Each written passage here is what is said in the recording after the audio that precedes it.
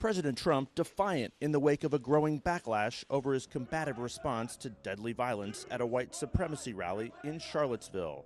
Jews will not replace us! I think there's blame on both sides, and I have no doubt about it. Two sources tell CNN the president is moving forward without regret, believing firmly that the media and East Coast elites are unfairly upset about his remarks. What about the alt-left that came charging at the, as you say, the alt-right? Do they have any semblance of guilt? But the president's words have caused a major break between him and some of the nation's top business leaders. Three executives tell CNN that after the president's off-the-rails press conference on Tuesday, CEOs serving on the president's Strategic and Policy Forum decided to dissolve the group.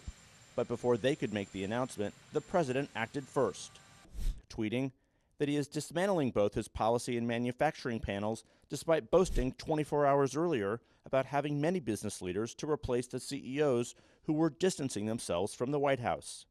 The revolt doesn't stop there. 5 armed services chiefs also countering their commander-in-chief with public condemnations of white supremacy on Twitter, although none mention President Trump by name. I don't believe that you can be a fine person and a white supremacist. They're mutually exclusive. Can't use them in the same line. Many Republicans also denouncing the president's remarks, although the majority of the party and its leadership have not explicitly condemned Mr. Trump by name. You know, the president speaks for himself.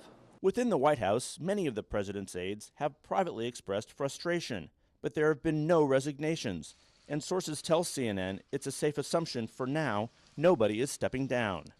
Chief Economic Advisor Gary Cohn, who is Jewish, is said to be disappointed and embarrassed, while the president's Jewish daughter and son-in-law have yet to comment. I stand with the president, and I stand by those words.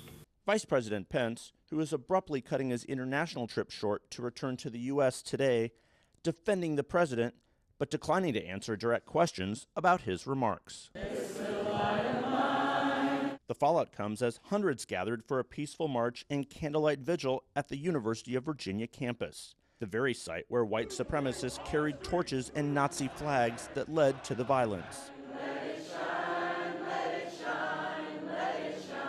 The Charlottesville community coming together to heal and pay tribute to Heather Heyer, whose mother had this message for those who hate.